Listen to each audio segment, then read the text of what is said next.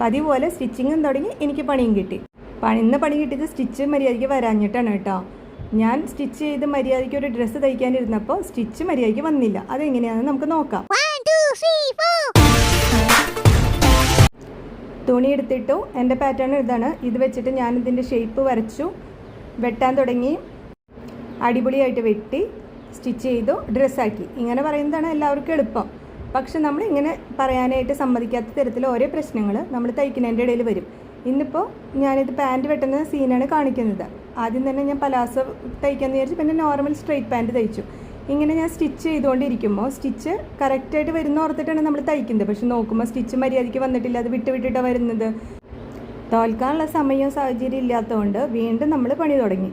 വീണ്ടും ഒന്നും കൂടി തയ്ച്ച് നോക്കി. ഇനിയിപ്പോൾ നേരത്തെ ഇട്ടതിൻ്റെ വല്ല കുഴപ്പമാണോ, തുണി വെച്ചതിൻ്റെ എന്തെങ്കിലും കുഴപ്പമാണോ എന്ന് അറിയില്ലല്ലോ എന്ന് ഓർത്തിട്ട് വീണ്ടും ഒന്നുകൂടി തയ്ച്ച് നോക്കി. വീണ്ടും ഇതേ പ്രശ്നം തന്നെ. നമ്മൾക്ക് സ്റ്റിച്ച് മുകളിൽ നിന്ന് നോക്കുമ്പോൾ നല്ല പെർഫെക്റ്റ് ആയിട്ടൊക്കെ വന്നിട്ടുണ്ട്. പക്ഷേ രണ്ട് തുണികൾ തമ്മിൽ പിടിച്ചിരിക്കുന്നത് ഭയങ്കര ലൂസായിട്ടാണ്.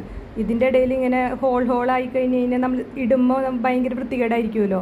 അതിൻ്റെ പുറകു വശത്താണെങ്കിൽ കട്ട പിടിച്ചിട്ടും. ഇങ്ങനത്തെ സ്റ്റിച്ച് വെച്ചിട്ട് നമുക്ക് ഡ്രസ്സ് ഇടാനേ പറ്റില്ല.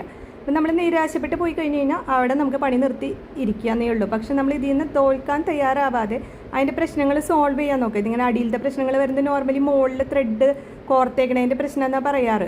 പക്ഷെ എൻ്റെ പ്രശ്നം ഇതൊന്നും അല്ലായിരുന്നു. ബോബിൻ കേസിൽ ത്രെഡ് ഫീഡ് ചെയ്തത് കറക്റ്റായിരുന്നില്ല. ഇതിൻ്റെ ഒരു വലിയ ഹോളിക്കോട് ഇത് ചാടിയിട്ട് ഇങ്ങോട്ട് പോകുന്നു. ശരിക്കും പറഞ്ഞാൽ ഇവിടെ ഒരു വെട്ടുണ്ട്, ഒരു കുഞ്ഞ് വെട്ട്. അതിൽ കൂടിയാണ് ത്രെഡ് നമ്മൾ എടുത്തിട്ട് ഒരു കുഞ്ഞു ഓട്ടേക്കോടിയാണ് വരേണ്ടത്. അങ്ങനെയല്ല ശരിക്കും വന്നിരുന്നത്. ഈ വലിയ ഹോളിക്കോടെ വന്നു. അതാണ് പ്രശ്നം ഉണ്ടാക്കിയത് മുഴുവൻ. അങ്ങനെ നമ്മൾ എന്താ പ്രശ്നം എന്ന് കണ്ടുപിടിച്ച് കഴിഞ്ഞ് കഴിഞ്ഞാൽ നമുക്കത് സോൾവ് ചെയ്ത് കഴിഞ്ഞാൽ നമുക്ക് വീണ്ടും സ്റ്റിച്ച് ചെയ്യുമ്പോൾ പ്രശ്നമില്ലാണ്ട് കൊണ്ടുപോകാൻ പറ്റും. ഇതുമാതിരി അത്യാവശ്യം നമ്മൾ മെഷീൻ്റെ കാര്യങ്ങളും ബോബിൻ കേസിൻ്റെ കാര്യങ്ങളും തെറ്റുകൾ എങ്ങനെയൊക്കെ പറ്റുക, ഇങ്ങനെയൊക്കെയാണ് നമുക്ക് കറക്റ്റ് ചെയ്യാന്നൊക്കെ അറിഞ്ഞാലാണ് നമുക്ക് സ്റ്റിച്ചിങ്ങുമായിട്ട് പെട്ടെന്ന് മുമ്പോട്ട് പോകാൻ പറ്റുള്ളൂ. അല്ലെങ്കിൽ എല്ലാ കാര്യത്തിനും നമ്മൾ വേറെ ഒരാളുടെ ഹെൽപ്പിനെ വിളിക്കാമെന്ന് ഓർത്ത് കഴിഞ്ഞാൽ ആ സൈഡിൽ കുറേ പൈസ പോവും, നമ്മുടെ സമയം പോവും.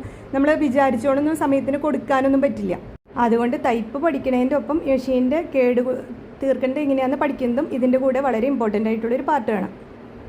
അങ്ങനെ മെഷീനായിട്ട് ചെറിയ യുദ്ധമൊക്കെ കഴിഞ്ഞ് കഴിഞ്ഞപ്പോൾ സ്റ്റിച്ചൊക്കെ മര്യാദയ്ക്ക് ചെയ്ത് ഡ്രസ്സൊക്കെ റെഡിയാക്കി. അതിൻ്റെ സന്തോഷമാണ് ഈ മുഖത്ത് കാണുന്നത്. അതിൻ്റെ സന്തോഷത്തിൽ മുടിക്കൊന്ന് പുറകിക്കിട്ട് കുറച്ചൊരു പട്ടിഷമൊക്കെ ആവാമെന്ന് ഓർത്തു. അപ്പം നിങ്ങളും ഇങ്ങനെ സ്റ്റിച്ച് ചെയ്യുമ്പോൾ എന്തെങ്കിലുമൊക്കെ പ്രശ്നങ്ങൾ ഉണ്ടാക്കി അവിടെ വെച്ച് നിർത്തിയിട്ട് പോവേ, വേറെ ആളെ വിളിക്കുകയൊന്നും വേണ്ട. ഇങ്ങനത്തെ ചെറിയ പ്രശ്നമൊക്കെ ആണെങ്കിൽ ബോബിൻ കേസിൻ്റെ പ്രശ്നമാണെന്ന് വിചാരിച്ചിട്ട് ബോബിൻ കേസൊക്കെ ഒന്നും കൂടി എടുക്കുക, ഒന്നും കൂടി നൂലൊക്കെ അതിൽ കൂടെ ശരിയായിട്ടൊന്ന് ഇട്ട് നോക്കാം. ചെറിയ ഇതുപോലെയൊക്കെയുള്ള പ്രശ്നങ്ങളാണെങ്കിൽ അവിടെ വെച്ചിട്ട് തന്നെ സോൾവ് ആക്കാം, നമ്മൾ മുമ്പോട്ട് പോവാം. പണി പഠിക്കാൻ പറ്റുമെന്ന് നമുക്കൊന്ന് നോക്കാന്നേ.